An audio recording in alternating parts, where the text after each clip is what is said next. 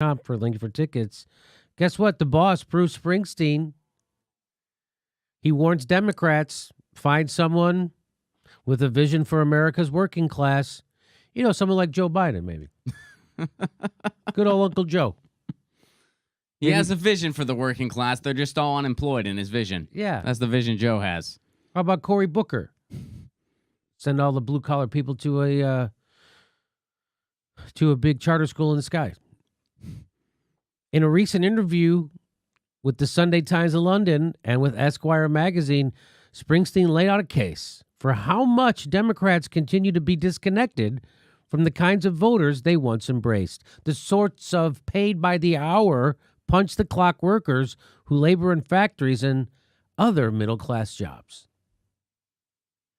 Springsteen says none of the prospective Democratic candidates seem to know how to speak to working-class voters. No, really? No kidding. Says, now there's a guy who's been a millionaire since, 1980. Yeah. So about 38 years. Mm-hmm. And he can see the Democrats are out of touch with the working class. Guy who's a four-decade millionaire. Even he can see it. As if that's not damning enough, Springsteen went on to point out that you need someone who can speak some of the same language, but Democrats don't have an obvious effective presidential candidate. No. Well, Bernie Sanders, but he's not a real Democrat. Is that what he keeps talking? Is that what he's hinting? Or I think so. Yeah. I mean, Springsteen's always been on, the right side of things. He's pretty good about that stuff, and here he is, a rich guy, but still gets it.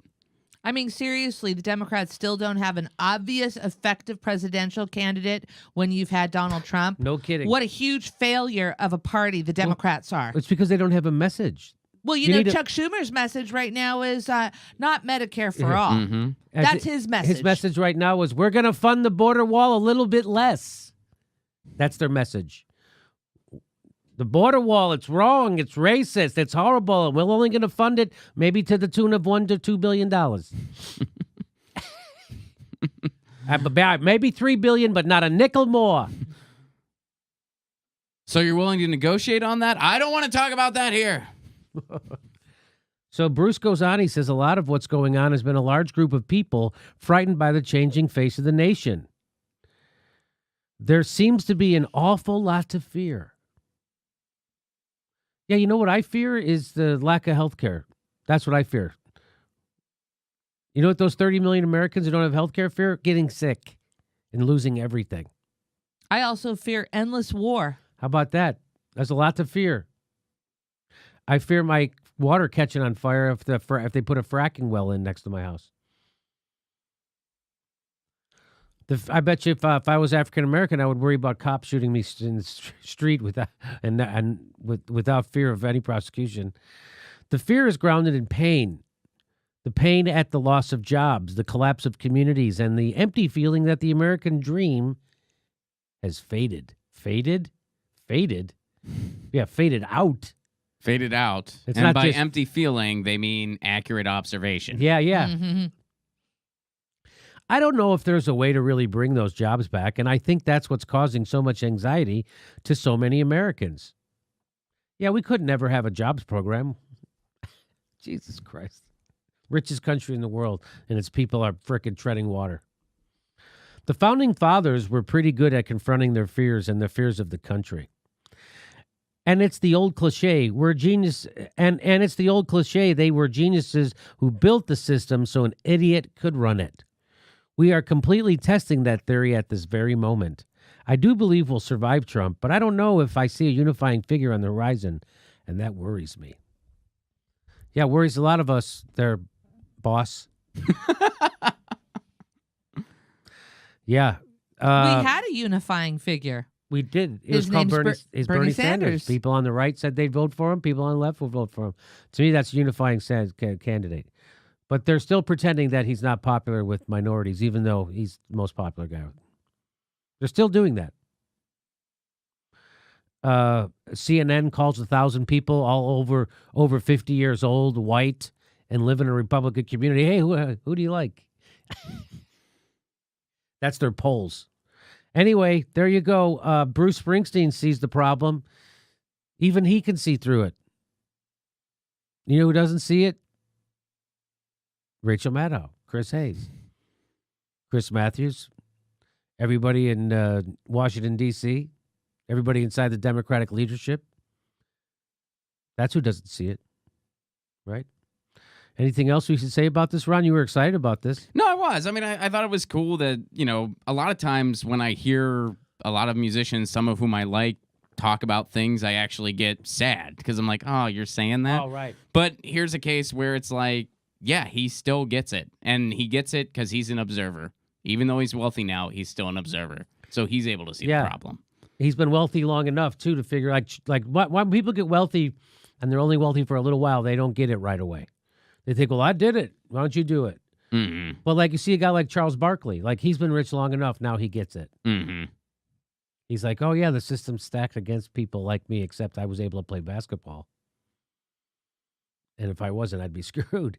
So he gets it. He sees how the system's, he still gets money. He doesn't even need it. And there's people who need it and they get screwed over. He sees that happening. And so does Bruce Springsteen. So yeah, it's good. That is something when a celebrity actually gets it right.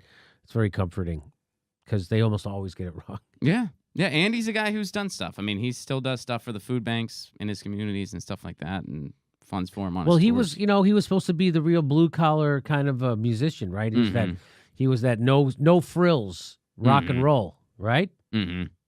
He wasn't. He was in the age of hair bands. They used to call him, right? Yeah. Well, at first it was like he was going to be the next Dylan, and then it was just E Street Band was just such a prominent force that he became that guy, and he was just his own thing. Yeah. I mean, I'm a fan, obviously, so but have my bias. But he did keep it real in an age of, the heavy metal hair bands and Kiss and pyrotechnia, all that. He didn't do any of that stuff. That's true. He just kept it real about the performance and the music and the meaning, and he would put on a 3-hour show. Yeah, he still does. I don't know how you do that.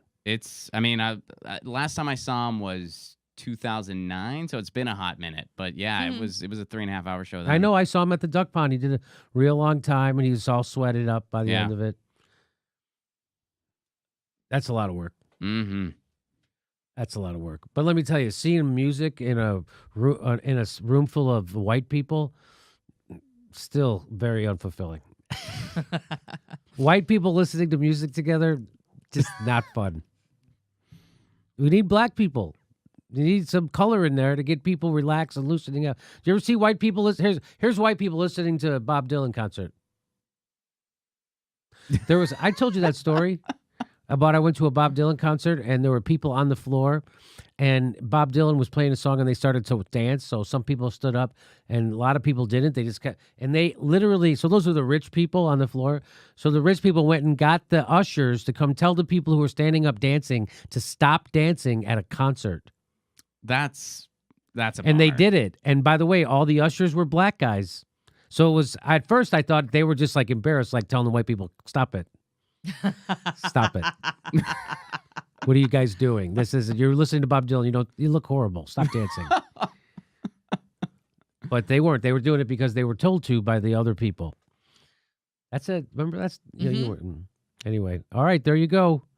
Democrats still out of touch. Even a 4-decade millionaire knows.